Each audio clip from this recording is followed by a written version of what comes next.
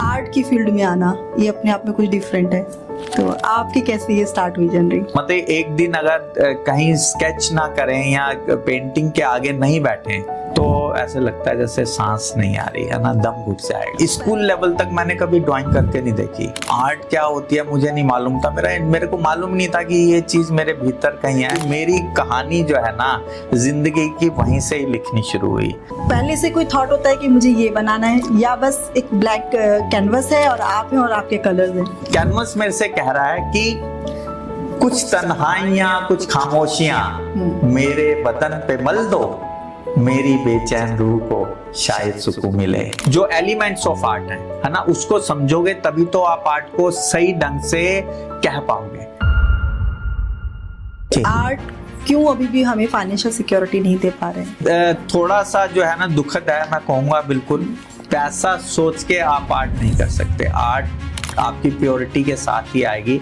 आप जितनी प्योरिटी के साथ उसको करेंगे उतना ही वो फलेगी फूलेगी। क्रिटिसिज्म अफेक्ट करता है या मोटिवेट करता है? मोटिवेट करता है। उसके बिना आपकी ग्रोथ नहीं हो सकती। 12th में जो है जो परसेंटेज थी वो बहुत कम थी, 45% मार्क्स थे मेरे। एडमिशन किसी भी यूनिवर्सिटी में नहीं मिला। फ्रेम कराया, नीचे लिखा अपना नाम और आपने घर की दीवार पे टांग दिया, तो वो आपका थोड़ी ना हो गया कि आपने बुक सामने रख ली, अब एक कंपोजिशन बनाना है। अब क्या है कि वो आप कभी भी आपको याद होगा ही नहीं। तो सोशल मीडिया ने ना चीजें खराब ज्यादा करी है। ओवरनाइट सक्सेस नहीं है। अगर आप पैसा कमाने के लिए इस फील्ड को, अगर आपके दिमाग में ये है कि ये करने के बाद आप खूब पैसा कमाओगे, तो ये फील्ड आपके लिए नहीं है। जब कोई भी उस दायरे को लांग के बाहर गया ना, तभी उसने ग्रोथ करी है। तो एक आर्टिस्ट के लिए कितना डिफिकल्ट होता है सबकी भीड़ में अपने आप को एक अलग, अपने काम को अलग दिखा पाना? कहते हैं ना कि कदम कदम चलकर पहुंच जाएंगे मंजिलों पर, वो कहते हैं, पर कौन बतलाए उन्हें कि हमको तो नशा रास्तों का है।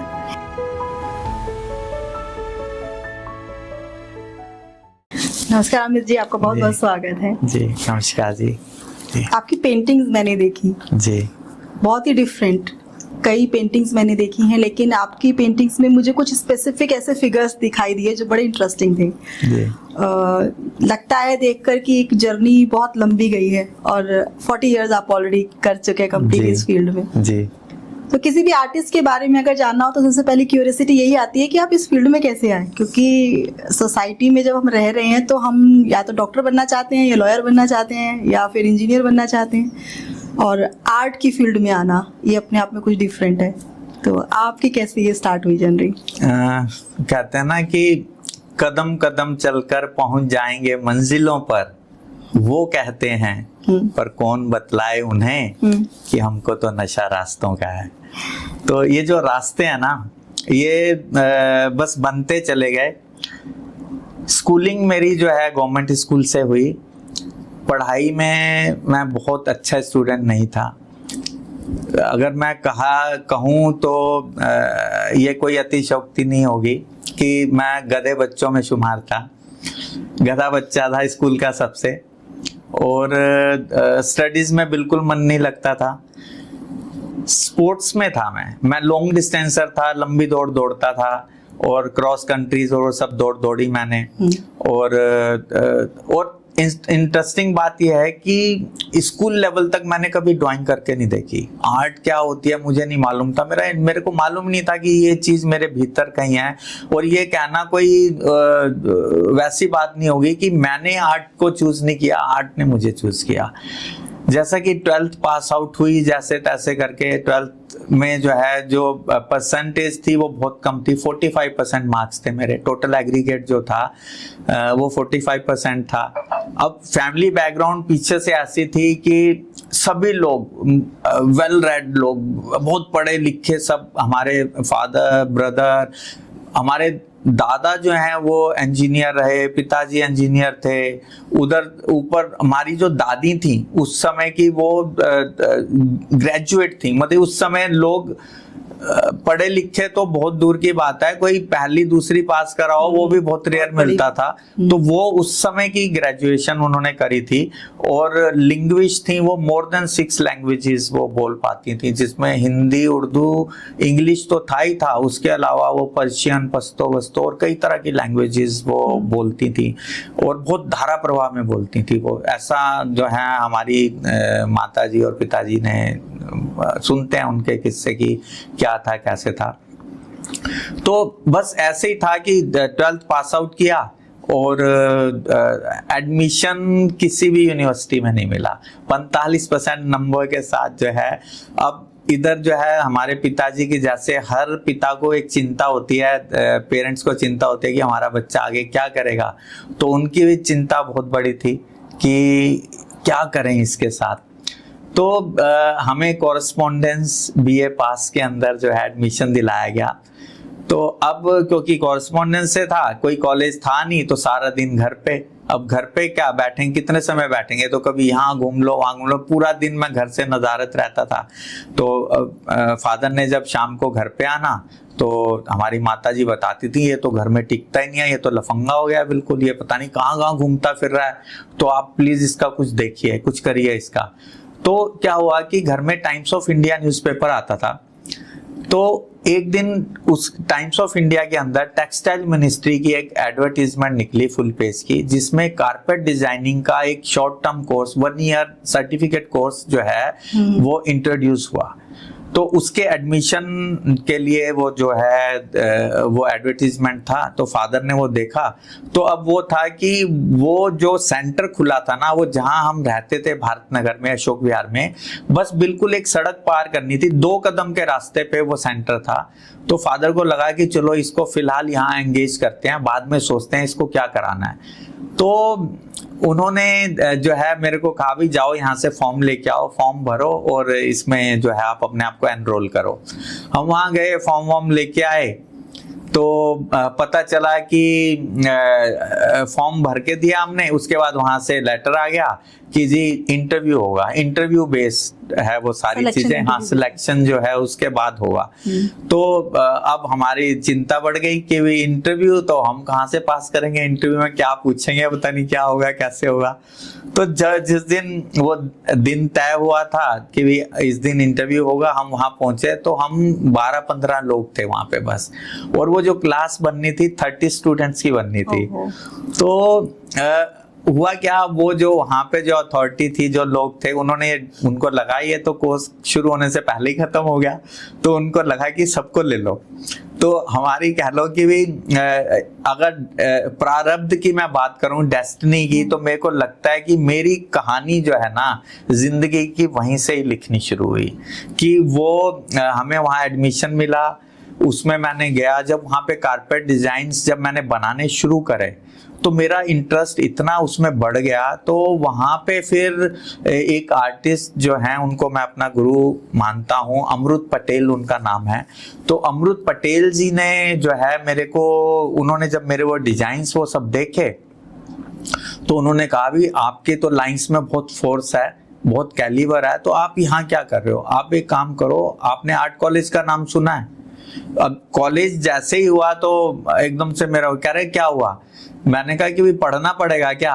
तो हंसे, कह रहे क्यों, डर लगता है पढ़ाई से? मैंने कहा डर नहीं लगता, मेरा मन नहीं लगता पढ़ने में, मैं पढ़ नहीं सकता। तो उन्होंने कहा नहीं, ये जो डिजाइन बना रहे हो ना, बस ऐसा सा ही कुछ करना है, लेकिन वो अलग तरह का होगा, ड्राइंग ही बनानी है लेकिन अलग तरह से। तो फिर जो है इस तरह से हमने जो है वो फील्ड एक्सप्लोर करनी शुरू करी, एंट्रेंस दिया। जब कॉलेज ऑफ आर्ट गए तो पता चला उन्होंने भी हमें नहीं लिया, वो कहते जी एंट्रेंस में बैठने के लिए 50% चाहिए आपको। तो फिर दिल्ली में एक जगह है, शिल्पा भारती एक इंस्टीट्यूट है जो एफिलिएटेड है राजस्थान स्कूल ऑफ आर्ट से, directorate of college education Rajasthan Jaipur से वो एफिलिएटेड था। तो वहां गए तो वहां हमें एडमिशन मिला। तो बस वो दिन और आज का दिन, उसके बाद मुझे नहीं मालूम कि भी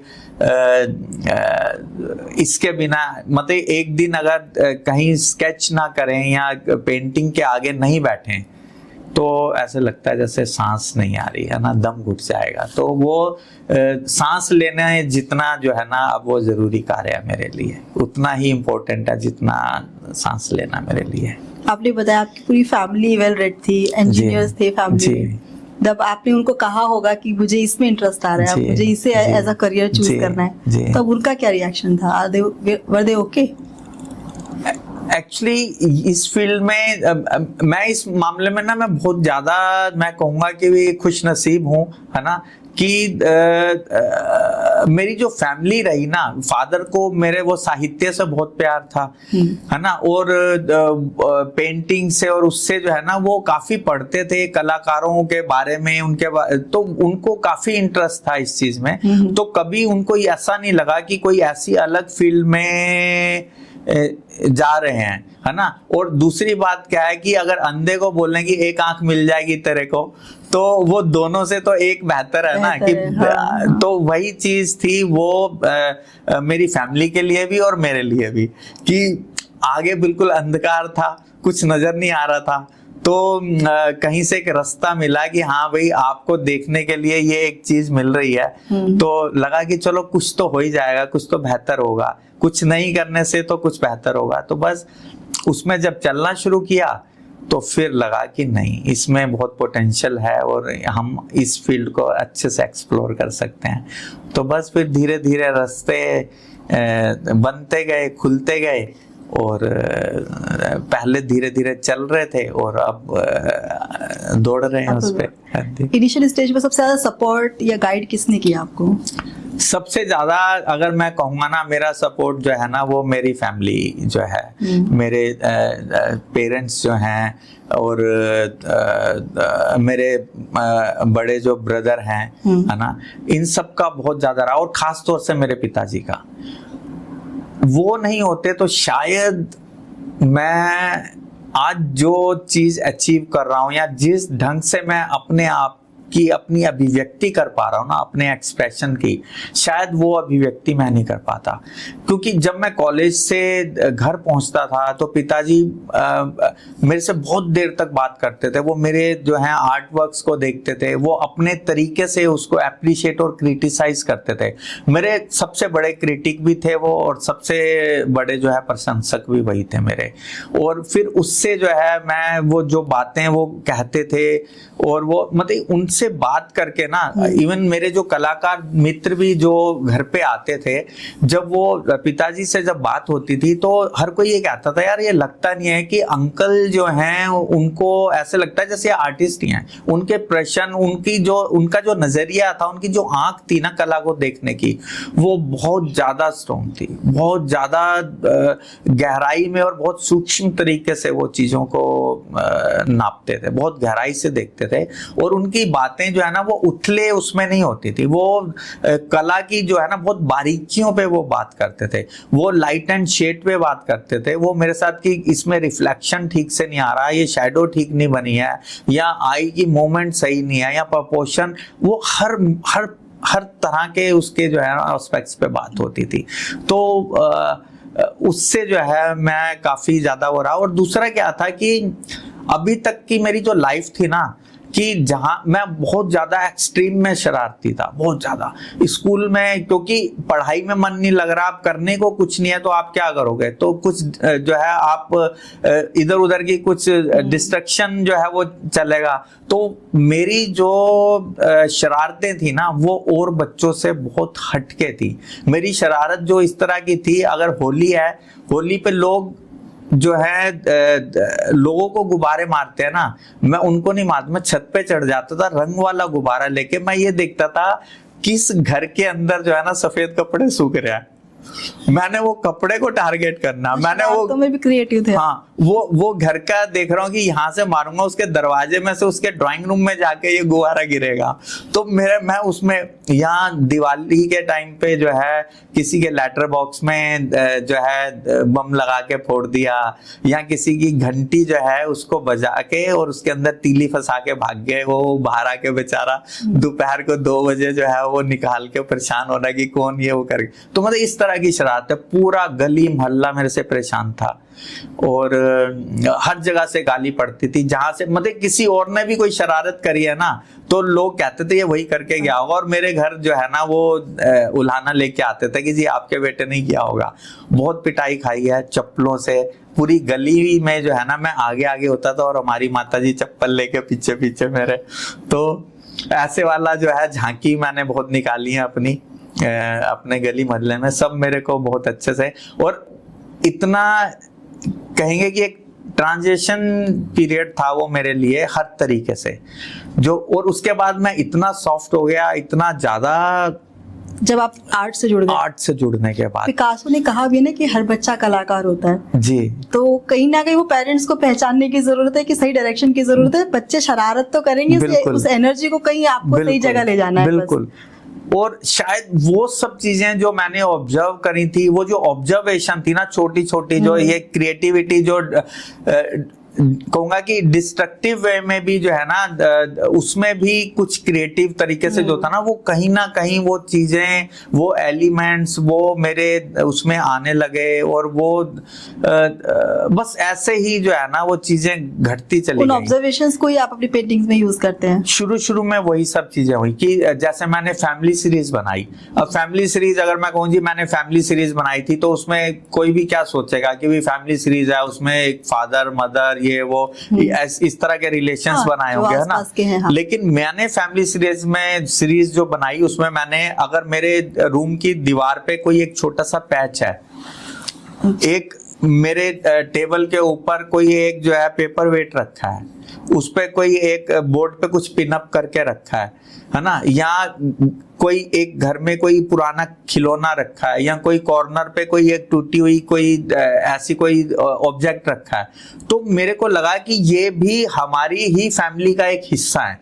तो मैंने उनको भी अपनी एक फैमिली का एक हिस्सा लेके और उनको उसी तरीके से अपनी उन पेंटिंग्स में मैंने जो है उनकी डिपिक्शन करनी शुरू करी।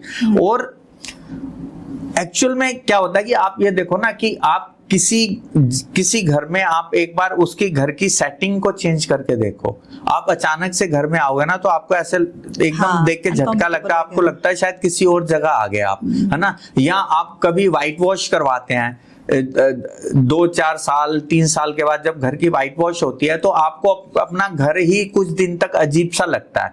उसका कारण यही है कि हमारा जो कॉन्शियस तो जो स्ट्रॉन्ग है, ये हमारा सबकॉन्शियस हमारे कॉन्शियस से ज्यादा स्ट्रॉन्ग है। वो छोटी छोटी चीजें उसके जहन में, उसके भीतर वो रची बसी थी कि जब हम घर में घुसते थे तो वो दीवारों पे जो छोटे मोटे पैच थे या कहीं से कुछ चीजें जो नजर आती थी ना, वो सब चीजें अचानक से हट गई और एकदम साफ सुथरा सा हो गया। जब आप घर में घुसते हो तो एकदम से आपको लगता है ये मैं कहाँ पहुंच गया, है ना। तो वही है कि वो कहीं ना कहीं वो आपकी लाइफ का आपका एक हिस्सा थे बहुत उससे, तो वो उसके जाने से आप कुछ समय तक जो है ना एकदम से डिटैच हो जाते हो उस चीज से। फिर धीरे धीरे आपकी एक फ्रेश मेमोरी बनती है उन चीजों को लेके, और आप फिर दोबारा से जो है वो उसको अपना लेते हो उसी तरीके से। तो ये सब चीजें जो है ना मेरे को लगता है, और सबकॉन्शियस जो है ना हमारा, वो कॉन्शियस से जैसा कि मैंने अभी बात कर रहा था कि वो बहुत स्ट्रांग होता है। और जो भी चीज घट रही है ना, जो भी चीज मेरे को लगता है कि मैं जो भी कुछ बना रहा हूं, वो कॉन्शियस ने जो ऑब्जर्व किया वो तो किया ही किया, लेकिन उसके साथ साथ मेरे सबकॉन्शियस ने जो चीजें अपने अंदर गैदर करी। कि होता क्या है कि आप घर में बैठे हो और अचानक से कहीं 2 घर दूर गली में कहीं पे किसी के घर में एक बर्तन गिरता है ना, तो हमें अपने घर में बैठे हुए पता चलता है कटोरी गिरी, चम्मच गिरा, उसकी आवाज हमारा जो सबकॉन्शियस है ना वो हमें बताता है कि भी क्योंकि वो कहीं ना कहीं हमारे उसमें बैक ऑफ माइंड जो है वो कहीं ना कहीं रजिस्टर्ड है वो चीजें। तो हम स्वप्न भी देखते हैं, अगर यहाँ कोई भी चीज देखते हैं ना, तो जिस दृश्य को आपने पहले कभी महसूस नहीं किया या कभी देखा नहीं है, तो उसके विजुअल्स आप कैसे देख सकते हो? नहीं देख सकते। वो आपने कभी ना कभी इस जन्म में या पिछले जन्म में या कैसे, मैं नहीं जानता, ये मिस्ट्री है मेरे लिए, लेकिन मैं सोचता हूं तो मुझे लगता है कि वो विजुअल्स मैंने कभी कहीं तो देखे हैं, तभी तो वो अपना चेहरा मोहरा बना पा रहे हैं। अगर आपको पता ही नहीं है कि जो तोता, जो पैरेट है, वो और रंगों का भी होता है। या आपने वो पैरेट कभी देखा ही नहीं और मैं कहूँ कि ये तोता है, तो आपने जब देखा नहीं तो उसकी इमेजरी कैसे आएगी आपके? हाँ। या जिस चीज को आपने नहीं देखा तो आप उसको इमेजिन कर ही नहीं पाएंगे, रिलेट तो हाँ, वो आप रिलेट ही नहीं कर पाएंगे। और आपके अंदर वो पिक्चर आपका माइंड कैसे बनाएगा? नहीं बना सकता। नहीं बना सकता। तो वही है कि वो हमारा सबकॉन्शियस कहीं ना कहीं से वो चीजें उसके अंदर रजिस्टर्ड हैं। वो कहाँ से आई कैसे आई मुझे नहीं मालूम, लेकिन वो हैं। तभी मैं कुछ भी बना रहा हूँ, कुछ भी विजुलाइज कर रहा हूँ ना, तो वो कहीं ना कहीं मेरे भीतर ही रखा है। और वो कई बार ऐसा होता है कि आप कोई चीज एक रख के ना भूल गए और आपको याद नहीं आ रही, और आप याद कर रहे हो, 1 दिन 2 दिन निकल गए, आपको नहीं मिला वो। अचानक से आप ऐसे ही कुछ बात कर रहे हो किसी से, उससे कोई रिलेशन नहीं है। सपोज करो एक चाबी गुम गई थी, या आपका कोई चीज रख के भूल गए थे आप, और आप किसी से ऐसी एक जनरल सी बात कर रहे हो और एकदम अचानक से आपके दिमाग में बत्ती जलती है और आप उठते हो, आप कहते हो 1 मिनट, आप जाते हो और उस जगह से वो चीज उठा के ले आते हो। आपका माइंड होता क्या है कि वो सबकॉन्शियस अपना काम रात दिन कर रहा है। आपने एक बार वो देखा कि वो आप भूल गए हो, आपका कॉन्शियस भूल चुका है उस चीज को, कि भी आप उस चीज को ढूंढ रहे थे, लेकिन वो ढूंढ रहा है, वो पीछे की वो अलमारी के अंदर से वो खंगाल रहा है, एक करके जो है ना वो चीजें खोल रहा है। और फिर आप बात कर रहे हो तो अचानक से वो आपको मैसेज भेजता है, भाई वो मिल गई, वो वहां रखी है। तो आप वहां जाते हो, और तो वो ये वही है कि वो सबकॉन्शियस बहुत ज्यादा स्ट्रॉन्ग है हमारा।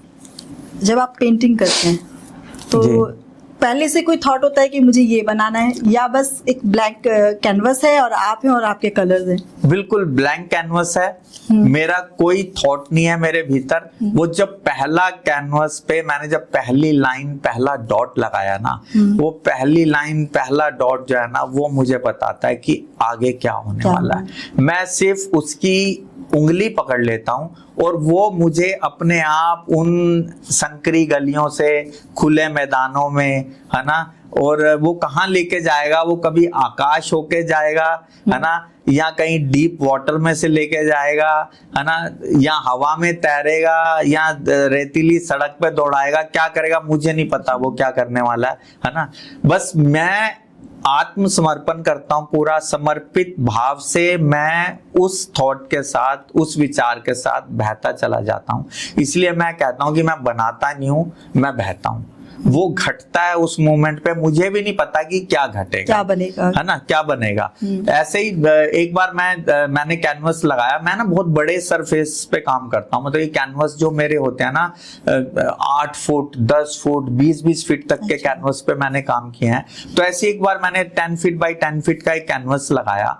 अब इतना बड़ा कैनवस 10 बाई 10 का व्हाइट जो है एक सरफेस। अब होता क्या है कि आप जिस भी विधा से जुड़े हैं ना, जब आपके भीतर वो चीज, अब वो जब कैनवस लगा तो मेरे भीतर जो है ना एक बेचैनी स्टार्ट, एक हर कलाकार के बीच में होती है कि वो सामने आता है तो उसके अंदर का एक जो है थॉट प्रोसेस स्टार्ट हो जाता है, एक बेचैनी शुरू होती है कि मुझे इस पे उतरना है, अब इस पे कुछ करना है।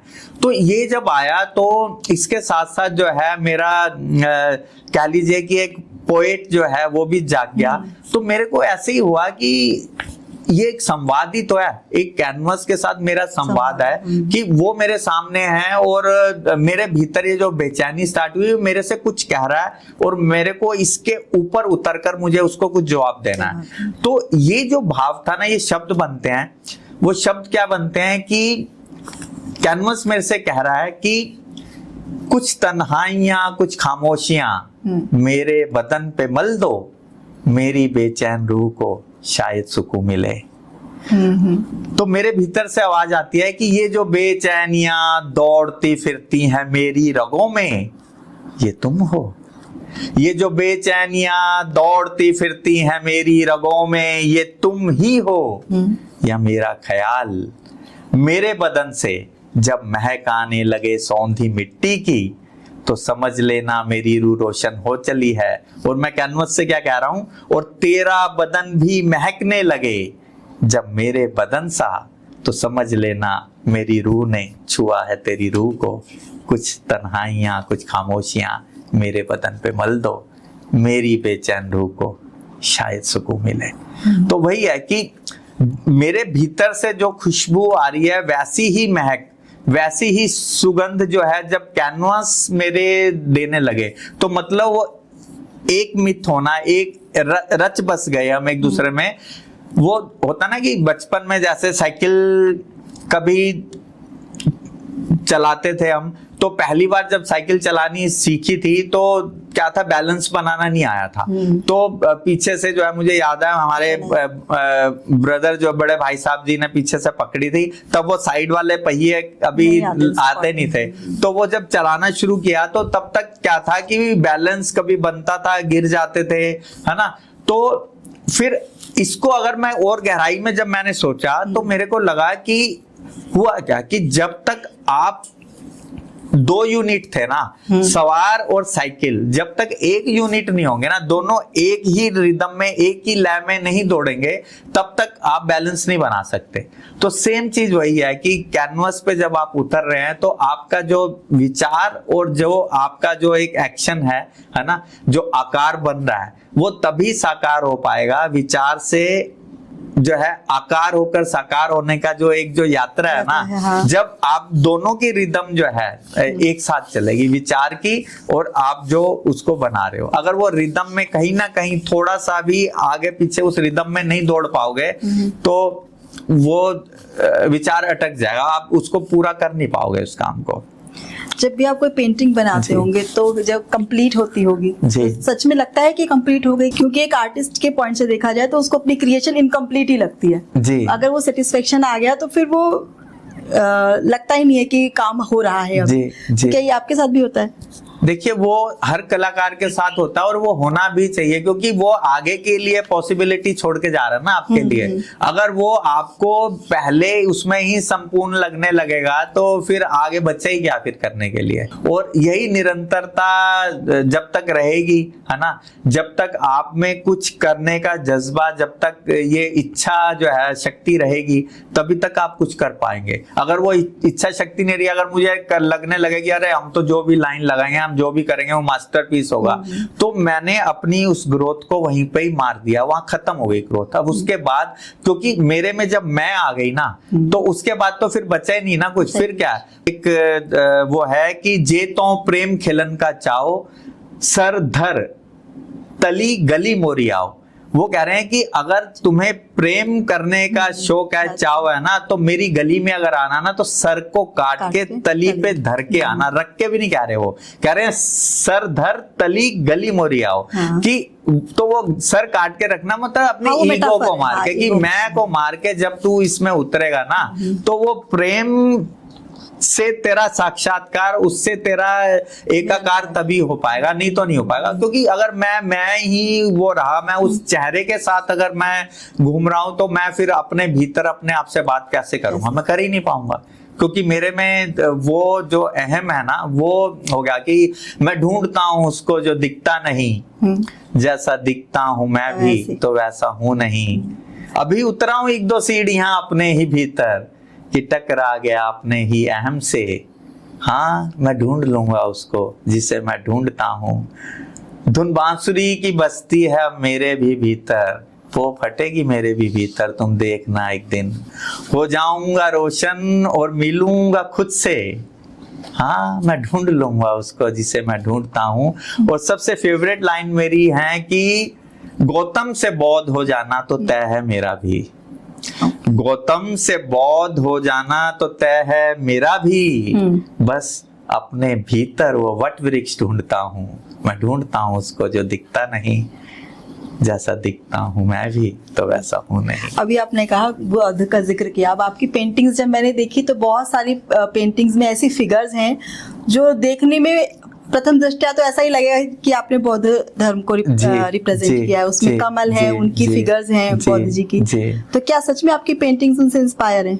नहीं, ऐसा नहीं है, मतलब, लेकिन हाँ ये कह लीजिए, क्योंकि जिस चीज के प्रति जिस तरफ वो चल रहे थे, है ना, आप किसी भी धर्म या किसी भी उससे जुड़े, है ना, तो वो कहीं ना कहीं रास्ता तो अल्टीमेटली वहीं जा रहा है। जिस चीज की खोज है वो शांति, है ना, और अपने आप को उस सत्य को ढूंढने की ही तो एक दौड़ लगी हुई है। तो वो किसी भी रास्ते से जाओ, है ना, तो वो रास्ते जो हैं वो उसी जगह पहुंच रहे हैं। मतलब कि और क्या है कि हर किसी के पहुंचने का जगह अलग है, तरीका अपना है ना। ये बिल्कुल वैसी सी बात है, सपोज करो कि आपको यहाँ से बॉम्बे जाना है ना, एक इंसान दिल्ली से पहुंच रहा है, एक इंसान जो है बॉम्बे में किसी जगह पे पहुंचना है, और एक ऐसा है जो बहुत इंटीरियर में किसी ऐसे गांव देहात में रह रहा है कि जहां पे ना गाड़ी बस कुछ नहीं है।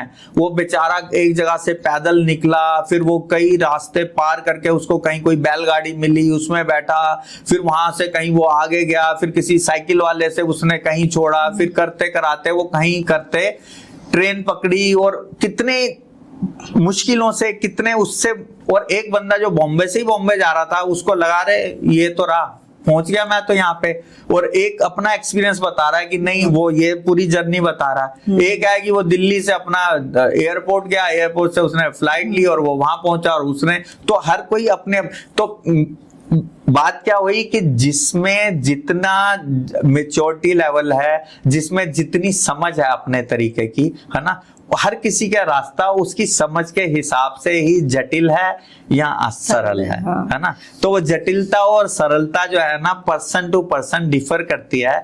आप एक ही छांटे से सबको नहीं हाँक पाएंगे, वो हर किसी का अपना ही छांटा है और अपनी ही दौड़ है उसकी। वो डेस्टिनी को जहाँ ले जाना होता है वो रास्ता खुद बना देती है। मैंने आपकी पेंटिंग्स देखी, उसमें कुछ फिगर्स बहुत प्रोमिनेंट हैं जी, जैसे कि लोटस है, ट्रायंगल है, पिरामिड है, बलून्स हैं, बर्ड्स है, विंग्स बहुत यूज किए हैं आपने, और बहुत सारी चीजें हैं जिनको देखकर लगता है मेडिटेशन से, मतलब आप उस प्रोसेस से जा रहे हैं। वो पेंटिंग्स आपके पूरे दिखाती हैं। तो ये जैसे कोई नया ऐसा व्यक्ति है जिसने आपकी पेंटिंग फर्स्ट टाइम देखी है, जो आपके व्यक्तित्व से या आपके काम से परिचित नहीं है, तो उनके लिए ये जो सिंबल्स हैं वो उनको कैसे वो समझे? इसमें जो है ना, मेरे अपनी एक मैंने जो है वोकैबुलरी, अपनी एक मैंने भाषा तैयार करी है कि सिंबॉलिक वे में ये सारी चीजें चलती हैं। जैसा कि उसमें ट्रायंगल जो है, वो ट्रायंगल जो है दो तरह से मेरे उसमें यूज होता है। एक तो है कि वो उसके बेस पे खड़ा है, कि नीचे ऐसे बेस है और ऊपर पॉइंट है ना। ये तो है कि हाँ भी स्टेबल है, वो है कि हाँ भी वो पूरे अपने उसमें वो है, स्टेबिलिटी है उसके अंदर। लेकिन ज्यादातर जो ट्रायंगल हैं वो मेरे एक पॉइंट पे खड़े हैं। तो वो है कि क्योंकि मेरे आध्यात्मिक उसमें वो सारी चीजें चल रही हैं, मेडिटेशन उस पे जो है सारी चीजें मेरी उसी भाव पे वो चल रही हैं। तो वो बैलेंस पे है कि वो एक पॉइंट पे जो ट्रायंगल खड़ा है वो एक इम्पॉसिबल चीज को पॉसिबल करने जैसी चीज है। कि जब आप ध्यान के उसमें जब आप जाते हैं तो आपके जो उसमें सबसे ज्यादा जो 5 चीजें जो आपकी बॉडी की जो हैं, वो जो 5 एलिमेंट, जो 5 तत्व जो हैं, पंचभूत जो जिसको हम बोलते हैं पंचभूत, कि वो क्या है कि वो 5 सेंसेस हैं हमारी, है ना। जो है स्पर्श की, देखने की, टेस्ट वाली जो है ना, और सुनने की, बोलने की, ये वाली सारी चीजें जो सेंसेस जो हैं, तो वो नेचर से आ रही हैं हमारे पास। कि जल, वायु, अग्नि, पृथ्वी और आकाश। जल हुआ टेस्ट, वायु हुआ स्पर्श, अग्नि हुई साइट जो हम देख पा रहे हैं, है ना। जल, वायु, अग्नि, पृथ्वी हुई गंध, है ना, और आकाश जो है वो हुआ शब्द।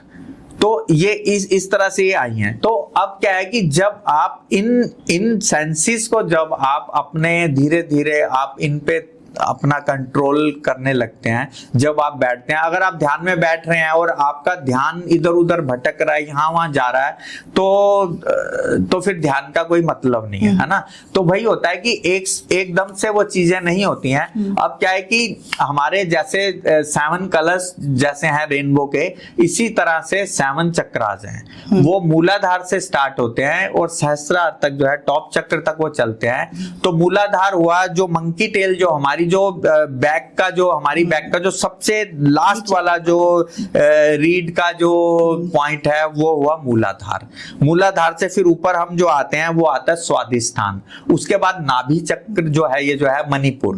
मणिपुर के बाद आता है ये हार्ट चक्र अनाहत। अनाहत के बाद आता है ये विशुद्ध। विशुद्ध के बाद आता है आज्ञा और फिर आता है सहस्त्रार, टॉप चक्र जो हमारा जो होता है। तो ये जो है मेरे उसमें जो कलर्स हैं वो कलर्स भी हर चक्र का अपना एक कलर है। हाँ है ना। और ये कलर और रेनबो के कलर ये बिल्कुल सिमिलर सेम है कि सबसे पहला मूलाधार, सबसे गर्म चक्र जो है वो है हमारा मूलाधार। मूलाधार के बाद फिर आता है स्वादिष्ठान जो है ऑरेंज। उसके बाद आता है मणिपुर वो है येलो। उसके बाद आता है अनाहत ये है ग्रीन। उसके बाद आता है विशुद्ध ये है ब्लू, है ना। फिर उसके बाद जो है जिसको हम बोलते हैं ना वेबग्योर, है ना, वॉयलेट, इंडिगो, ऑरेंज, है ना, violet, indigo, blue, blue, green, white, yellow, orange और रेड। हाँ। ये इसी सीक्वेंस में रेनबो इसमें है। तो अब आप देखिए कि इसमें ये जो कलर है ना, ये रेनबो में भी कलर कैसे दिख रहे हैं। ये कलर हमेशा उसी सीक्वेंस में बनते हैं। उसी सीक्वेंस में क्यों बनते हैं? बच्चों को ऐसी है ना। वो उस सीक्वेंस में इसीलिए बनते हैं कि जब वो जैसे प्रिज्म में से भी अगर आप उसको लाइट को गुजारोगे तो वो उसी में होता क्या है कि सबसे नीचे वाला मैंने बॉटम चक्र जो आपको बताया जो मूलाधार है वो है रेड। और मणिपुर कौन सा है? वो है येलो। जब रेड और येलो मिलता है तो बीच का स्वादिष्ठान क्या हुआ? ऑरेंज हुआ। ऐसे ये ब्लू है ना, और ये येलो है। तो जब ये मिलेगा तो अनाहत क्या हुआ? ग्रीन हुआ। तो ये इसी तरह से ये चक्र जो है ना उन्हीं के उससे मिलके बनने और उनका जो टेम्परामेंट है उन कलर्स का, उन चक्रास का, उनका टेम्परामेंट बिल्कुल उनसे ही मैच खाता है। अनाहत है, ग्रीन है, बिल्कुल एकदम शांत, कूल, बिल्कुल वो जो है ना। विशुद्ध है, वाणी कैसी है? एकदम शांत और सरल और वैसी होगी तो वो है ना। आज्ञा चक्र जो है वो आपका जो है कि इन सारी चीजों को जो आपकी बुद्धि को, ज्ञान को, उनको चीजों को गवर्न करता है ना।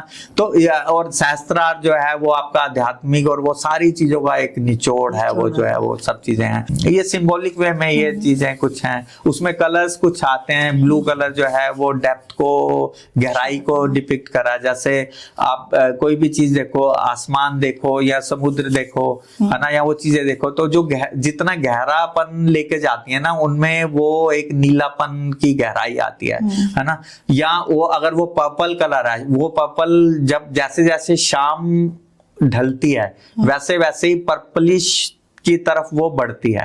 अब इसको देखो, सुबह जब होती है, जब सनराइज होता है ना तो येलो कलर जो है ना वो बहुत ज्यादा प्रोमिनेंट है। तो वो ऑरेंजिश और उस तरफ वो रहता है। जैसे जैसे सूरज ढलना शुरू होता है तो शाम का जब प्रकोप बढ़ता है तो नीलापन ज्यादा हो जाता है। जब नीलापन ज्यादा होता है तो वो शाम तक आते आते वो सन जो है वो रेडिश की तरफ चलता है। जब वो नीला और वो जो रेड आपस में चलता है तो वो एक मिस्ट्री क्रिएट करते हैं। तो एक पर्पलिश टोन क्रिएट होती है, वो मिस्ट्री। इसीलिए पर्पल को मैं मिस्टीरियस कलर मानता हूँ, है ना। तो वो पर्पल कलर आता है। तो इस तरह से जो है ना कलर्स भी मेरे उसमें बड़े सिंबॉलिक वे में और बड़े उस तरीके से चलते हैं। जी, आपने पेंटिंग्स करना शुरू किया तो पेंटिंग्स दिखाने के लिए एग्जीबिशन चाहिए, अदरवाइज तो हम दूसरों को कैसे ही दिखाएंगे। तो जब आपने इनिशियल स्टेज में शुरू किया होगा एग्जीबिशंस लगाना, तो मैंने और भी लोगों से बात की तो बताते हैं ये थोड़ा डिफिकल्ट पार्ट है। हमने पेंटिंग्स तो चलो बना ली लेकिन अब उन्हें दूसरों तक पहुंचाना है। तो वो प्रोसेस कैसे रहा आपका और ये कितना डिफिकल्ट था, या इसमें आपको क्या लगा कि ये मेरी गलतियां थी या ये मैं बेटर कर सकता था, या ऐसा कुछ एक्सपीरियंस? वो ना वैसे ना मेरे साथ वो भी ना बहुत सहज हुआ। अच्छा। वो सहज ऐसे हुआ कि जब मैं कॉलेज में ही था, मेरे ख्याल से मैं 3rd ईयर में था, तब मैंने अपना पहला जो है हमने ग्रुप शो कर दिया था। 4-5 हम फ्रेंड्स ने मिलके कॉलेज में ही जो है हमने आईफेक्स गैलरी के अंदर वो शो किया था। तो कोर्स का पार्ट था? नहीं, या उसका पार्ट नहीं था, बस ऐसे ही था। उससे पहले क्या है कि मैं पार्टिसिपेशन मेरा ग्रुप एग्जीबिशंस में, या जैसे संस्थाएं कराती हैं, आईफेक्स गैलरी है, वो आईफेक्स एक all India fine arts and craft society जो है, वो एग्जीबिशंस वगैरह कुछ इस तरह की वो कॉम्पिटिशन्स टाइप के होते थे। ललित कला एकेडमी जो है उनका नेशनल का जो होता है। इसी तरह से अलग अलग कुछ संस्थाएं थी उस टाइम में जो इस तरह के इवेंट्स करती थी, तो उसमें पार्टिसिपेट करना। साहित्य कला परिषद का एक युवा महोत्सव होता था, उसमें हम लोग पार्टिसिपेट करते थे। पहला पुरस्कार शायद वही था। हाँ जी, वही था बिल्कुल। हाँ।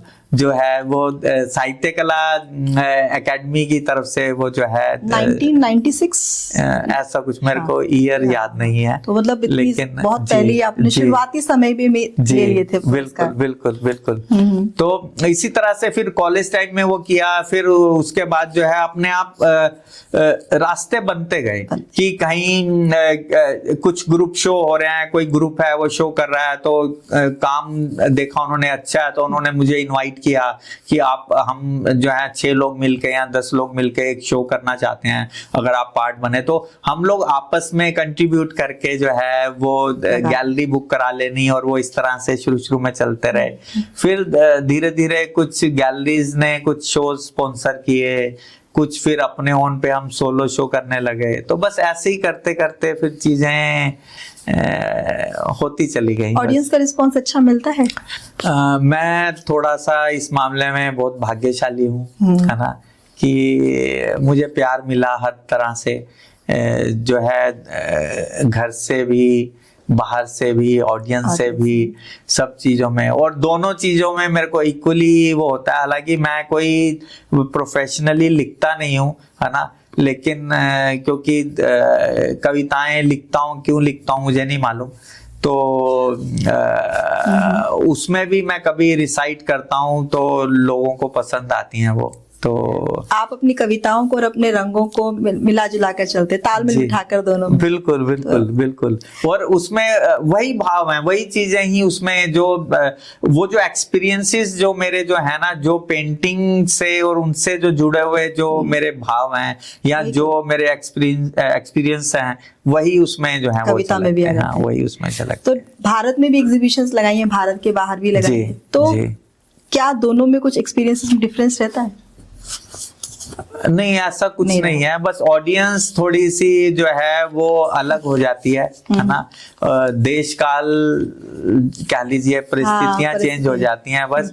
बाकी तो कुछ ऐसा अंतर नहीं है, क्योंकि कला तो वैसे ही यूनिवर्सल है, उसका कोई एक ऐसी भाषा है नहीं, है ना, तो और उसको कोई भी पढ़ सकता है, कोई भी समझ सकता है अपने हिसाब से। तो उसका कोई समझने का और पढ़ने का ना कोई एक क्राइटेरिया नहीं है उसका यही है कि हर इंसान उसको अपने तरीके से, अपने ढंग से समझ रहा है और अपने तरीके से ही पढ़ रहा है, और मेरे को लगता है वैसे ही करना चाहिए, तभी उसकी ब्यूटी बनी रहती है।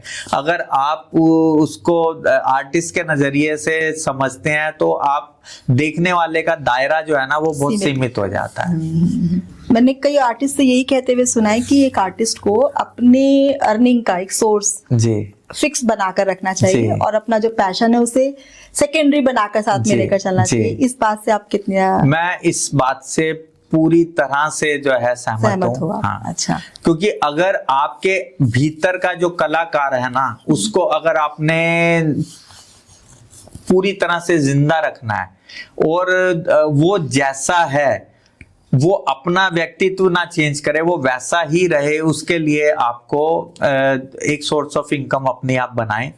जैसा मैं स्कूल में टीच करता था, मैं आर्ट टीचर था स्कूल के अंदर।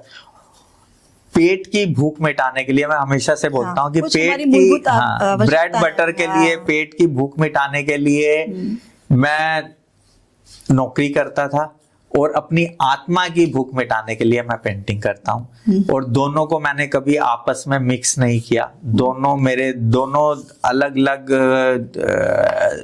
जो है वो पहचान है मेरी। मैं जब स्कूल में एक आर्ट टीचर के तौर पे हूँ तो मैं पूरी तरह से बच्चों के साथ जो है इन्वॉल्व हूँ, उनकी उस जर्नी में, उनके उस पूरे प्रोसेस में।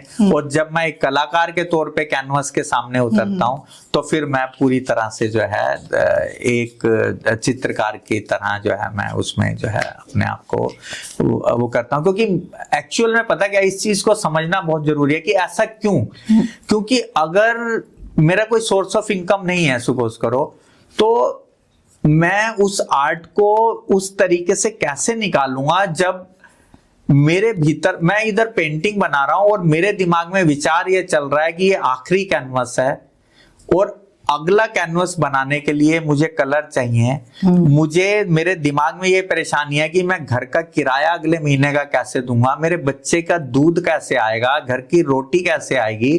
तो मैं उस प्योरिटी को, उस आर्ट को उस तरीके से कैसे निकालूंगा? मैं तभी निकाल सकता हूं जब मैं उस तरीके से, एक इनसिक्योरिटी नहीं है मेरे को, मैं सिक्योर हूं। अगर हाँ। मेरे को ये चिंता नहीं है कि घर का किराया कहाँ, बच्चे का दूध कैसे और वो है, तो फिर मैं जब बैठा हूं तो मेरे अंदर जो विचार चल रहा है मैं उसी विचार के साथ हूं। मेरे उस विचार के साथ मेरे ये दूसरी जो घरेलू प्रॉब्लम्स या सामाजिक जो दुविधाएं या सुविधाएं जो है ना, वो उसमें मेरे को जो है ना वो बंधन नहीं है, वो मेरे को डिस्ट्रैक्ट नहीं कर रही है मेरे उस आइडियाज से। तो इसलिए बहुत जरूरी है वो। यहाँ मेरा एक क्वेश्चन ये आएगा कि आर्ट क्यों अभी भी हमें फाइनेंशियल सिक्योरिटी नहीं दे पा रहे हैं? ये थोड़ा सा जो है ना दुखद है, मैं कहूंगा बिल्कुल, कि भाई फाइनेंशियल उसमें, और उसका शायद एक कारण पता है क्या है, आप किसी भी फील्ड में चले जाएं, इसके अलावा आप मैनेजमेंट किसी भी तरह की करते हैं, आप किसी भी उसमें जाते हैं ना, तो वहां पे कंपनीज आती हैं जो आपको हायर करके ले जाती हैं, है ना।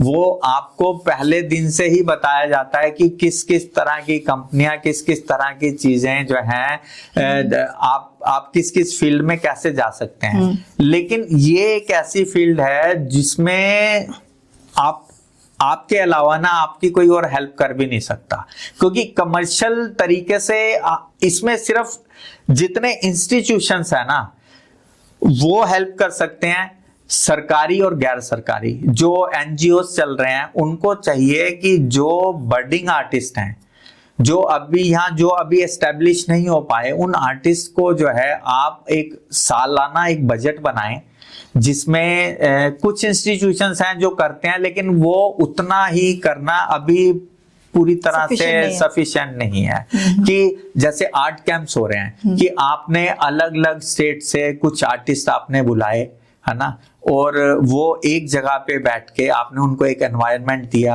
आपने उनको कैनवस कलर्स दिए, आने जाने रहने का 1 वीक का आपने उनको पूरा आपने का जो है उस संस्था ने बेयर किया, और वहां पे बैठ के जो एक सप्ताह वो काम कर रहे हैं, उसके बाद आपने उनको एक हैंडसम सा ऑनरेरियम दिया ताकि वो अगले महीने के या आगे का जो है वो अपना वो खर्च को चला सकें। और वो जो काम उन्होंने किया, वो काम उस संस्था का की पूंजी हो गई। अब वो उसको ऑक्शन करें। भाई आप एक संस्था चला रहे हैं, आपके आगे बहुत सारे हैं, और हर कंपनी को जो है ना कहीं इनकम टैक्स बचाने के लिए, उसके लिए कहीं ना कहीं कुछ करना होता है, तो वो एनजीओ का सहारा लेते हैं। तो क्यों ना वो ये पेंटिंग्स खरीदो ना, उन बच्चों ने जो काम किए हैं उनकी हेल्प हुई है, आप अपना इनकम टैक्स के लिए आप वो करें। तो एक ऐसी चेन, एक ऐसा जो है ना कुछ बनना चाहिए जिसकी तरफ ना गवर्नमेंट ध्यान देती है ना संस्थाएं देती हैं। वो अपने तौर पे ही अपने अपने अलग अलग खंडों में काम कर रहे हैं, वो खाना पूर्ति ज्यादा करते हैं। हाँ, खाना पूर्ति भी हो रही है।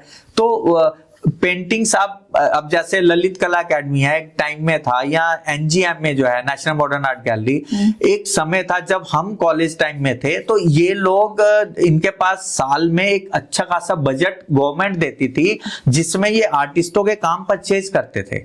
अब एनजीएमए में आप जाते हैं तो जो आर्टिस्टों की जो इतनी बड़ी कलेक्शन है, वो एक समय की बनी हुई कलेक्शन है, वो ऐसे ही काम परचेज करे हुए काम है वो समय। तो वो सब धीरे धीरे बंद हो गया, अब होता ही नहीं है। अब कोई काम नहीं खरीद रहा, ना वो ललित कला खरीदती है, ना कोई और संगठन या ऐसे लोग खरीदते हैं। अभी आपने कहा कि उनकी पेंटिंग्स बेची जाए जी। जब किसी आर्टिस्ट की, पेंटर की कोई पेंटिंग या क्रिएशन बिक रही होती है जी, तो खुशी ज्यादा होती है या अपनी क्रिएशन से बिछड़ने का दुख ज्यादा होता है? देखिए और आर्टिस्ट का तो मैं कह नहीं सकता, लेकिन मेरे साथ ऐसा है कि मेरे लिए वो जो एक प्रोसेस है ना, जब मैं वो काम कर रहा हूँ है ना, मेरा उसके साथ जुड़ाव जो है ना वो पूरा होने तक रहता है। मैं पूरी तरह से एंजॉय करता हूँ है ना। उसके बाद जब कभी उस काम को देखता हूँ, देख के खुशी होती है। और अगर वो जब वो बिकता है, कोई उसको खरीदता भी है ना, तो ठीक है, मेरे लिए वो एक इनकम का सोर्स बनता है, जो मुझे लगता है कि हाँ भी अब ये जो बिका है इससे मैं इतने काम और अपनी जो क्रिएटिविटी है इसको मैं और आगे बढ़ा सकता हूँ, है ना। तो वो उसमें मेरे काम आता है। तो बाकी ऐसा कुछ मेरे साथ तो नहीं है कि मैं कुछ उसको उससे जो है बहुत ज्यादा मैं उससे नहीं होता। वो जिस लम्हा वो घट रहा है ना, उस लम्हे को मैं इतना एंजॉय करता हूँ, वो लम्हा मेरे लिए सबसे बड़ा है। जब आप अकेले में होते हैं तब आप एक कलाकार ज्यादा है या एक इंसान ज्यादा है? देखिए कलाकार तो अपने भीतर से निकलता नहीं है ना। आप किसी भी, आप बैठे हैं किसी भी चीज को आप अपने अपने नजरिए से, अपने अपने तरीके से हर कलाकार देखता है। म्यूजिशियन होगा तो अगर वो बैठा है तो उसको जो बाहर से गाड़ी जा रही है वो जा रही है, जो भी शोर है ना, वो शोर के अंदर से भी वो अपने मतलब की चीज उसके कान में आ जाएगी, है ना। ऐसी एक विजुअल आर्टिस्ट है जो है, वो बैठा हुआ है तो उसके सामने जो लाइट एंड शेड्स और वो जो चीजें घट रही हैं, जो एलिमेंट्स पड़े हैं, है ना, वो उसके अंदर कुछ ना कुछ उसको चीजें नजर आती रहती हैं, तो वो देखता रहता है उन चीजों को। तो ये सब चीजें चलती हैं। ऐसी कोई अगर एक्टर है कोई जो है, तो वो हाव भाव देखता है, वो चीजों को, उनके जो है बॉडी लैंग्वेज को, उनको वो ऑब्जर्व करता रहता है। तो वो कलाकार तो चलता रहता है आपके भीतर, लेकिन उसके साथ साथ हाँ आप एक इंसान हैं, तो इंसानी रूप में, इंसानी तौर पे जो आपके भीतर जो चीजें उमड़नी चाहिए, है ना, जिन चीजों को देख के जो भाव जैसे आने चाहिए एक आम आदमी को जैसे आते हैं वैसे एक कलाकार को भी आते हैं। ज्यादातर जो आर्टिस्ट हैं उनकी फैमिली से मैंने यही कहते सुना, अपनी दुनिया में खोए रहते हैं। जैसे हमारे साथ एक कुछ राइटर्स जुड़े हैं, तो वो 6-6 घंटे 7-7 घंटे पढ़ रहे हैं, तो पढ़ रहे हैं, दरवाजा बंद है, उन्हें बाहर अपने परिवार से कोई मतलब नहीं है। तो ऐसा भी कुछ आपका भी एक्सपीरियंस होता है? इस मामले में भी मैं कहूंगा कि मैं भाग्यशाली हूँ कि मेरी जो पत्नी है वो भी आर्टिस्ट हैं। अच्छा। और हम दोनों जो है कॉलेज में एक साथ ही थे। हाँ। तो बस ये है कि उन्होंने इस आर्ट में वो सिर्फ टीचिंग तक रह गई, उन्होंने आगे उसको पेंटर के तौर पे अपने आप को नहीं देखा या उतारा। तो अब उनको, लेकिन उनको पता है कि क्या कैसे है। हाँ वैसा ही सन की मैं भी हूँ, बहुत ज्यादा सन की हूँ कि आप रात को सो रहे हैं, अचानक से आपकी आंख खुली है और कुछ विचार कौन दिया और आप पता चल रहा है कि आप एक स्केच बुक लेके कुछ आप कर रहे हैं। एक प्रश्न है कि जब भी आपने कहा कि अपनी वाइफ ने केवल टीचिंग की, आगे उन्होंने नहीं इसको परस्यू किया, इसका कारण क्या मेल और फीमेल होने का डिफरेंस भी रहा? नहीं, कहीं ना कहीं उन्होंने घर की जिम्मेदारी संभाली होगी। नहीं, वो हमेशा से जो है ना वो टीचिंग ही करना चाहती थी।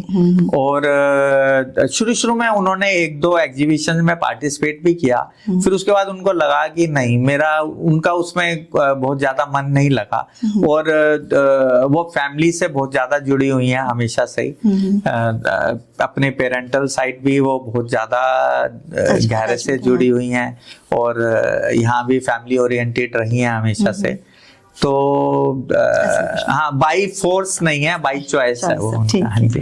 आजकल सोशल मीडिया और स्पेशली एआई का जो इन्फ्लुएंस बढ़ा है, तो उससे भी लगता है कि वो वरदान है या एक अभिशाप बन गया आर्टिस्ट के लिए? सोशल मीडिया देखिए अब डिपेंड करता है कि किस तरह से है। देखो क्रिएटिविटी तो कहीं ना कहीं उसने लोगों के दिमागों में जंग लगा दिया है ना, क्योंकि आपको रेडी मटेरियल मिल जाता है। आप एआई पे जाते हैं, एआई को कमांड देते हैं, है ना, और आप उसको अपने तरीके से कुछ बातें कहते हैं। लेकिन वो देखा जाए तो उसको क्रिएटिविटी तो नहीं कहेंगे ना, कि आपने सिर्फ आपने कुछ हाथ से, आपने कैलिबर से थोड़ा ना किया, वो तो कोई भी कर लेगा भाई। आप वो आपको चला रही है, आप उसको नहीं चला रहे हैं। आपने सिर्फ उसको कहा कि हाँ भी ऐसे ऐसे करके आपने कमांड दे दी, उसने उस तरह की एक चीज बना दी। आपने कहा कि नहीं ये मेरे को अच्छा नहीं लगा, इसमें ये लाल रंग ज्यादा कर दो, इसमें ऐसे कर दो, बिल्डिंग्स बढ़ा दो, थोड़ी सी ये फिगर ऐसे कर दो, उसकी शेडो ऐसे दिखाना, वैसे करना। फिर उसने एक नई चीज आपको दे दी, फिर आपने उसमें कुछ किया, फिर आपको अल्टीमेटली लगा हाँ अब ये ठीक है। तो अगर इसको क्रिएटिविटी समझते हैं लोग बात, तो फिर मेरे को लगता है कि अगर वो कोई ये तो चलो एक पेंटिंग वाली बात है, तो फिर तो एक हर कोई पोएट भी है, हर कोई जो है कहानी राइटर भी हो गया, वो म्यूजिक भी बना देती है, तो फिर सारा कुछ ही आप उसी से करवा लो। क्या ओरिजिनलिटी बच पाएगी इससे? मेरे को नहीं लगता कि बच पाएगी। और ये तो वैसा सही है कि उसकी मेमोरी में बहुत सारी चीजें हैं, बहुत सारा, क्योंकि एआई एक ऐसा है कि वो जो वर्ल्ड में जो चीजें भी किसी ने उस पे जो इन्फॉर्मेशन सबने डाली है, वो इन्फॉर्मेशन वो गैदर करती है, और उन्हीं इन्फॉर्मेशन को, ये बिल्कुल चार्ट बनाने जैसी चीज है कि हर कोई अपने स्वाद अनुसार जो है उसमें चीजें डलवा रहा है। किसी को नींबू से एलर्जी है तो कह रहा भैया नींबू रहने दे, किसी को तीखा मसाला चाहिए, किसी को कम तीखा चाहिए, किसी को सिर्फ जो है ना वो कहता है कि भैया आलू बस ऐसे ही वो करके ऐसे ही डाल दो ना। और आपने उसको एक कटोरे में डाली सब चीजें, उसमें मसाले डाले अपने स्वाद अनुसार से, उसको अच्छे से खंगाल के और आपने जो है वो बना के दे दिया। तो वो तो चाट बनाने जैसा ही मेरे को लगता है कि उसमें ऐसा कुछ है नहीं। वो वैसा सही हुआ कि भी आपने जो है महादेवी वर्मा जी की एक पोएम उठाई, आप बहुत अच्छा कैलीग्राफ करते हैं, आपने उसको अपने स्टाइल से अपने ढंग से बहुत सुंदर सा एक उस पे कैलीग्राफ किया, फ्रेम कराया, नीचे लिखा अपना नाम और आपने घर की दीवार पे टांग दिया, तो वो आपका थोड़ी ना हो गया।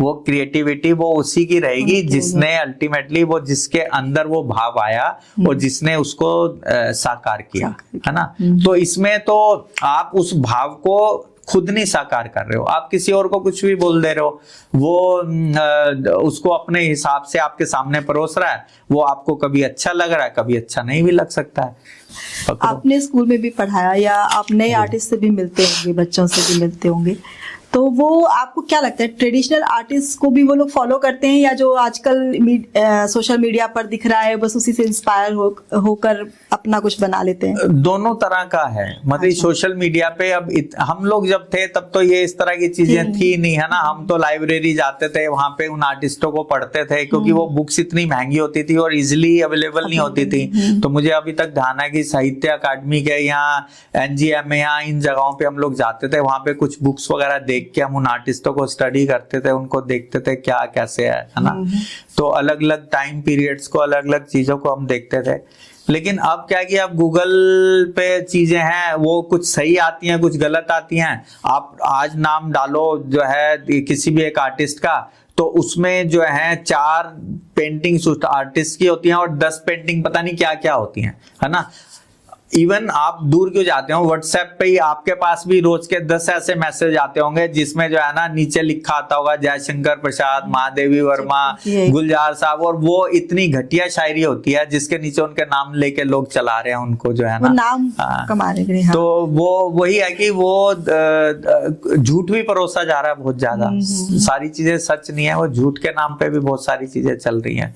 तो सोशल मीडिया ने ना चीजें खराब ज्यादा करी है। इसी में एक बात, जैसे पहले हमारे घर में फोन हुआ करता था, हम डायल करते थे एक नंबर और आता था लौट कर रिंग को, फिर डायल करते थे, तो हमें कितने फोन नंबर्स याद होते थे जी। और आजकल लोगों को खुद के अपने भी याद नहीं होते। इसका कारण यही है कि सब रेडीमेड हो गया, बहुत शॉर्ट मेमोरी हो चुकी है ना। हम उन चीजों को हमारा माइंड जो है ना, ये सबसे ज्यादा अगर हमारे बॉडी में कोई चीज है ना, सबसे शातिर जो है वो हमारा दिमाग है। वो बहुत आराम से सहज चलता है। अगर आप उसको थोड़ा सा जोर डालोगे, अगर उसके साथ जबरदस्ती करोगे ना, तभी वो चीजें करता नहीं। तो इसलिए मैं बच्चे जब करते थे स्कूल में, मैं उनको कहता था मैक्सिमम जो है लाइफ स्टडी करो, लाइफ से चीजें बनाओ। अगर आप बुक से करोगे ना, तो होता क्या है कि आपने बुक सामने रख ली, अब एक कॉम्पोजिशन बनाना है, अब क्या है कि वो आप कभी भी आपको याद होगा ही नहीं, क्योंकि आपका दिमाग को पता है कि ये कहीं भागने वाला नहीं है, सब्जेक्ट ये यहाँ रखा है, आप लाइन टू लाइन चल रहे हो, है ना, आप कलर टू कलर चल रहे हो। तो आप, लेकिन आपके सामने एक मॉडल बैठा है और आपको पता है कि ये कुछ सेकंड के बाद ऐसे भी हो सकता है, ऐसे भी हो सकता है वो, तो आपको उसकी पूरी डिटेलिंग जो है ना एक बार में आप मेमोराइज, एक बार में आप उसका वो पूरा पोस्चर, पूरा जेस्चर जो है ना एक बार में आप देखते हो और उस लाइन को पूरा एक साथ आप लेके चलते हो। तो उससे क्या कि आपकी मेमोरी स्ट्रांग होती है, क्योंकि वो आपकी मेमोरी में कहीं ना कहीं स्टोर हो रहा है। वैसे वो आपके लिए एक लाइन मात्र है, आप उस लाइन से लाइन को पीट रहे हो, बस वो कर रहे हो। तो उससे आपकी इतनी ग्रोथ नहीं होती जितनी आपको लाइफ स्टडी से होती है। बहुत सारे ऐसे पेंटर्स हुए हैं जो बहुत फेमस हुए, जैसे पिकासो है, लियोनार्डो दा विंची है, और एमएफ हुसैन है, ये तो काफी फेमस भारत के रहे। अभी वर्तमान समय में आपको कोई लगता है इस लेवल को टच करने वाला कोई पेंटर है हमारे पास? एक्चुअली ना वो जो समय था ना, उस समय कला जो है ना बहुत एक तो सीमित दायरे में थी, और कला को जो है ना बहुत ज्यादा वैसे वाले नजरिए से नहीं देखा जाता था। कलाकार भी बहुत ज्यादा नहीं थे, बहुत सीमित थे, है ना। जो समाज से भीड़ के लड़के अलग अपनी पहचान बनाने की हिम्मत रखता था ना, तो वही कलाकार बन पाता था। अदरवाइज जो है ना कला कहीं ना कहीं वो किसी उसमें, बस ये एक बात जो है ना आज की सोसाइटी में अच्छी है जो पहले नहीं थी, कि पहले क्या होता था कि पहले कला के नाम पे आपकी टांग खींच के पीछे कर लिया जाता था समाज के द्वारा, घर के उसके द्वारा। लेकिन आज जो है ना, आज कला का स्वरूप धीरे धीरे मर रहा है, लेकिन उस कला के प्रति जो है ना वो उसका शायद कारण है कि है कि भाई क्योंकि इसमें लोगों को पैसा नजर आने लगा है ना। उन पहले लगता था कि भाई अरे आर्टिस्ट बनेगा, झोला छाप जो है समझते थे कि भाई भूखा मर जाएगा, लेकिन अब लगता है कि भाई नहीं, अब इसमें भी बहुत पैसा है और वो सब चीजें हैं। तो इसलिए हर किसी को लगता है कि हाँ भी अच्छा ठीक है, गाना गा चाहता है ठीक है, तो हर कोई उसमें जो है ना अपने बच्चे में जो है ना मोहम्मद रफी, किशोर कुमार, अरिजीत सिंह देखने लगता है कि हाँ भी ये भी एक वो है। तो मैं वही कह रहा था कि अब क्या ना कि अब इतने लोग हैं जो अपने अपने तरीके से अपने अपने माध्यम से काम कर रहे हैं, है ना। तो हर किसी का अपना एक तरीका है, और क्योंकि इतनी सारी चीजें जो चल रही हैं ना, जो पहले वाले जो लोग थे ना, अगर मैं रेम्ब्रांड की बात करता हूँ, अगर मैं वेस्टर्न उसमें मैं जाता हूँ, है ना, तो हम अगर रेनेसां के टाइम से शुरू हो, है ना, रेनेसां जो है 12 से 14 सेंचुरी के आसपास की बात है, जो जिसको हम पुनर्जागरण काल कहते हैं। हाँ, रेनेसां जो है पीरियड जो है, और उस समय क्या था कि उस समय बहुत ज्यादा धर्म और उसको लेके वो चीजें चल रही थी, तो उसके अगेंस्ट ये शुरू हुआ था, और उन्होंने चर्च पे और उस पे जो है वो अलग तरह की एक आर्ट होनी शुरू हुई थी। उसके बाद फिर अलग अलग टाइम पीरियड में होता है, फिर करते करते जो है ना इम्प्रेशनिज्म, एक्सप्रेशनिज्म वो आया, जिसमें जो है ये हमारे मोने माने, है ना, वो आए। फिर उसके बाद पोस्ट जो है वो एक्सप्रेशनिज्म जो है आया, जिसमें ये वैन गॉग और ये सब लोग आए। तो उन लोगों का जो कंट्रीब्यूशन था ना, वो क्या था कि एक बहुत रियलिस्टिक आर्ट उस समय चल रही थी, और उसके बाद धीरे धीरे जब ये मोने माने ये लोग आए, तो इन्होंने उन इमेजेस को ब्रेक किया, है ना। उसके बाद जो आए ये आए अपने जो है रेम्ब्रांड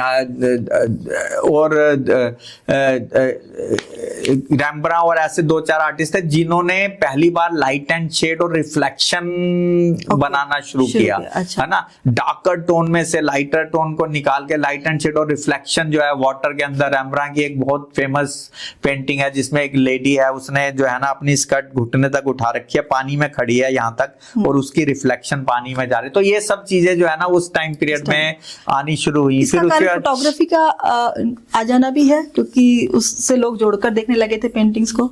नहीं, तब तक मेरे को नहीं लगता कि तब तक अभी हाँ कैमरा अभी इजाद नहीं हुआ था। वो ये जो मैं बात कर रहा हूँ ये मैं कर रहा हूँ 17वीं सेंचुरी की बात हो रही है, हाँ 17वीं शताब्दी के आसपास की बात है ये। तो फिर उसके बाद जो है फिर ये जो है क्लॉड मोने वगैरह आए, फिर इन्होंने क्या किया, इन्होंने धीरे धीरे डे टू डे जो चीजें घट रही हैं कि एक जो है पॉन्ड है उसमें जो है लिली फ्लावर्स हैं या कोई या वैन गॉग वगैरह, तो इन्होंने क्या किया, इन्होंने जैसे वो घिस के जो रियलिस्टिक काम होता था उससे हटके इन्होंने पैचेस में काम, ब्रश स्ट्रोक्स नजर आने लगे, पैचेस में काम करने लगे। फिर उससे एक कदम आगे बढ़ गए वैन गॉग ने क्या किया, जस्ट पैच, अलग अलग कलर्स के पैच लगाए और उसमें उन्होंने वो चीजें वो क्रिएट। तो इन लोगों ने ना एक नई विजन, एक नई तरह की चीजों को निकाल के देखना शुरू किया। उनका एक वो कंट्रीब्यूशन है। इसको अगर मैं दूसरी तरीके से समझाऊं कि जैसे जो कंट्रीब्यूशन जो है मैं कहूं कि साइंस में या मैथ्स में इन लोगों की भी जीरो और दशमलव की जो वैल्यूज इन्वेंशन जो करी या और सब जो, तो इन ये सब लोग जो होते हैं ना, इनका एक कंट्रीब्यूशन था। अब उसके बाद तो क्या हो रहा है कि सब लोग उसी को ही पढ़ रहे हैं। तो रीजन ये है कि उस टाइम कुछ था नहीं तो इनके पास नया इन्वेंट करने के लिए था। अब के आर्टिस्ट नया कुछ इन्वेंट नहीं कर पा रहे, उन्हीं फॉर्म्स को उन्हीं के साथ ही वो खेल रहे हैं अपने तरीके से, कुछ नया नहीं कर पा रहे। तो ठीक है, हर किसी की अपनी एक इम्पोर्टेंस है, अपनी एक आवाज, अपनी एक लैंग्वेज बना रहे हैं सब लोग, लेकिन एक हटके कुछ कहें कि ऐसा कुछ हो रहा है कि भी जो पहले नहीं हुआ, तो ऐसा मेरे को नहीं लगता कि कुछ खास हो रहा है। हाँ, कि कुछ अलग से कुछ किसी ने स्टैंड आउट करने जैसा कुछ नहीं है। बिल्कुल। हाँ, ये एक स्टैंड आउट जैसे कि अभी आपके साथ भी बहुत सारे पेंटर्स होंगे जो इतने सालों से काम कर रहे हैं, तो एक आर्टिस्ट के लिए कितना डिफिकल्ट होता है सबकी भीड़ में अपने आप को एक अलग, अपने काम को अलग दिखा पाना? यही तो एक चीज है कि जो एक कलाकार को दूसरे से भिन्न कर रही है। हाँ। अच्छा, आप देखो कि कितनी इंटरेस्टिंग बात है कि हमारे पास शब्दकोश उतना ही है ना? जी हाँ। कलर्स उतने ही हैं, आपके पास प्राइमरी सेकेंडरी कलर्स हैं, उन्हीं को मिला मिला के आप कुछ और चीजें कर रहे हो, है ना? विजुअल्स भी वही हैं, है ना? सब कुछ वही है, आप उसमें, और आपके पास 9 रस हैं सिर्फ।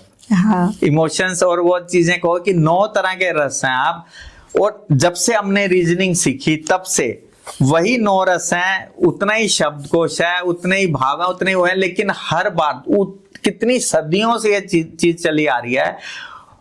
उसी प्रेम की बात करता है या विरह की बात करता है एक पोएट, तो वो उन्हीं शब्दों और उन्हीं भावों को अलग ढंग से कहा जाता है, और हमें ये नहीं लगता कि ये बात पहले कोई कहा गया है ना? सेम पेंटिंग में है, सेम किसी और मीडियम में है कि इतना म्यूजिक जो है रोज बन रहा है, रोज हो रहा है, लेकिन हमें नहीं लगता कि हाँ भी ये वाला जो है ना, ये वाला इस नोट या ये वाला हाँ किसी और आर्टिस्ट ने जो है इस ढंग से वो, तो ये क्या है, यही जो क्रिएटिविटी है ना, ये एक कलाकार को, देखो मैं अगर आर्ट की बात करूं तो आर्ट को मैं ना 3 भागों में बांटता हूं।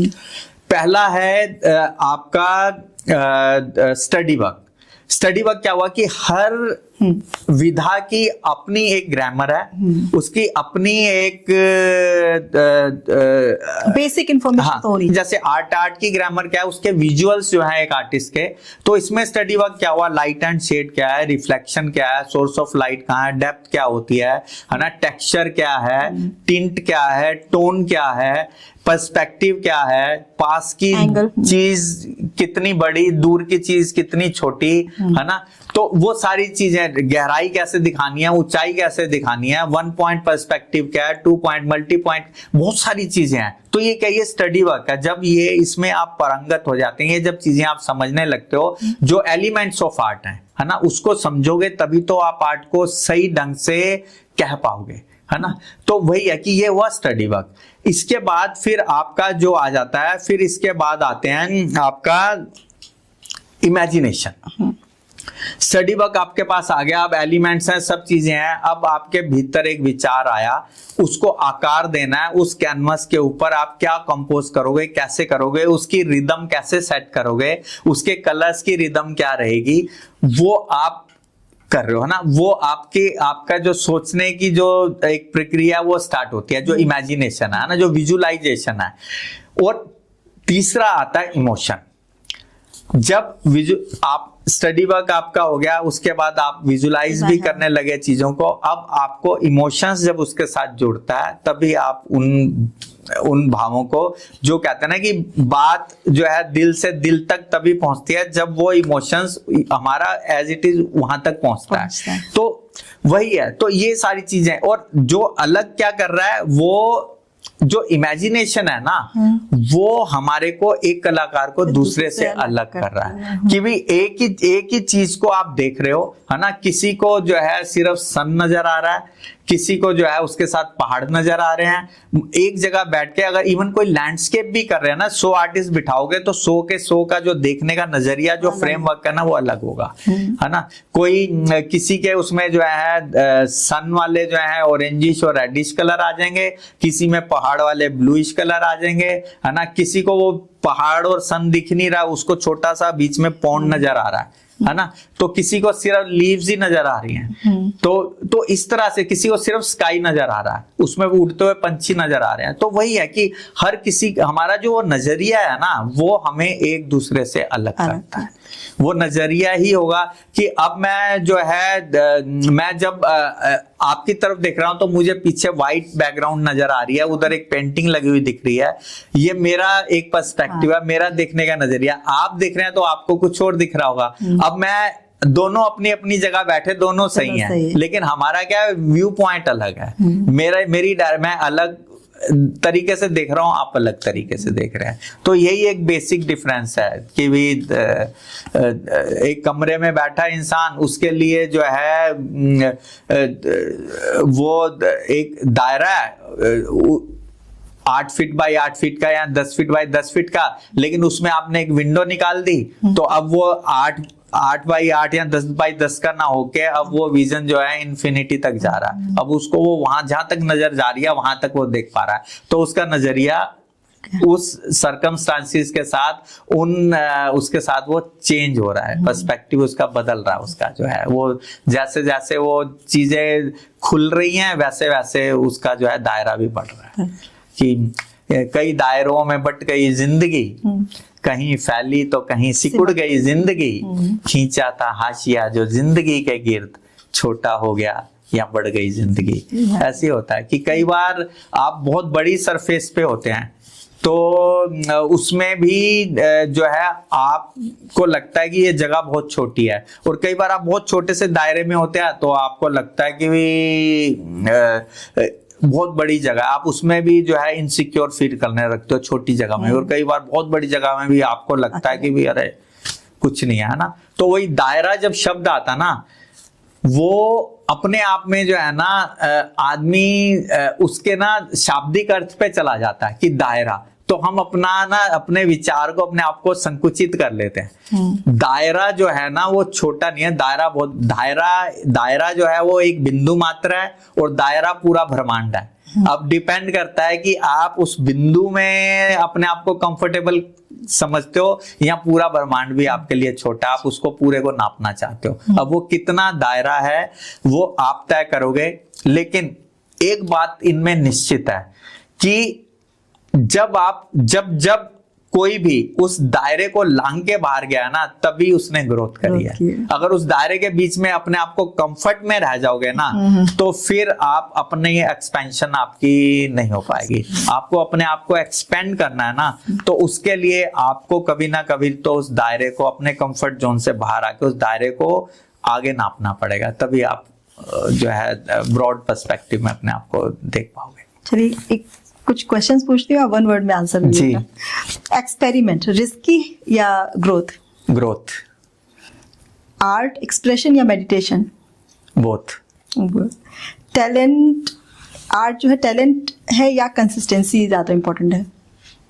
टैलेंट तो है ही है, विदाउट टैलेंट जो है ना आप कुछ भी नहीं है। सक्सेस के लिए टैलेंट काफी है या लक भी जरूरी है?